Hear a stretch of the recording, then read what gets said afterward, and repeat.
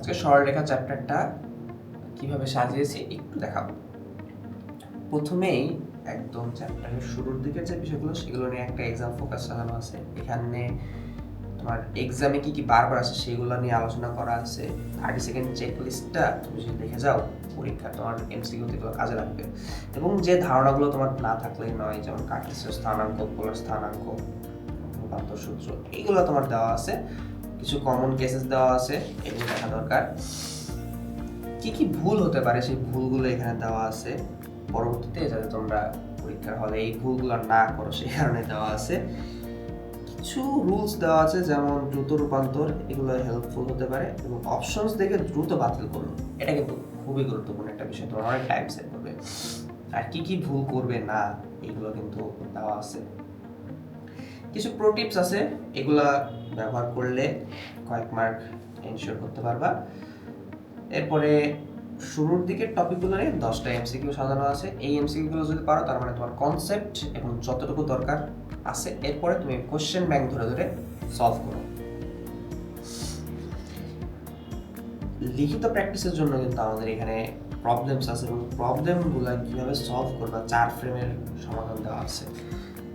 তুমি কীভাবে part by part solve করবা, একটা কোশ্চেন 2.5 মার্কের কীভাবে সলভ করতে হয় সেটা এখানে দেখানো আছে।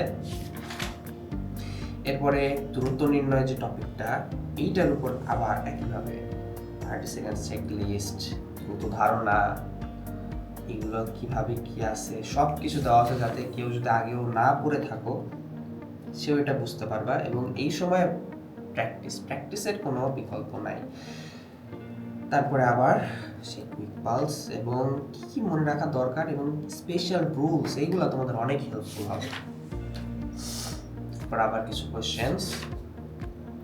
বিভাজক বিন্দু, এটা সরলরেখা যারা চ্যাপ্টার আগে পড়েছো, এটা কিন্তু খুব ইম্পর্টেন্ট একটা বিষয়।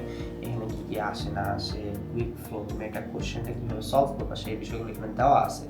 চেকলিস্টটা তোমার লাগবে, দ্রুত ধারণাটা দেওয়া আছে।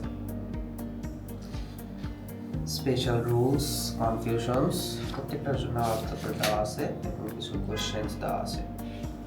এবং ত্রিভুজের ভর কেন্দ্র, একটা ইম্পর্টেন্ট টপিক, এখানে সব কিছু সাজানো আছে, কিছু কোশ্চেন দেওয়া আছে।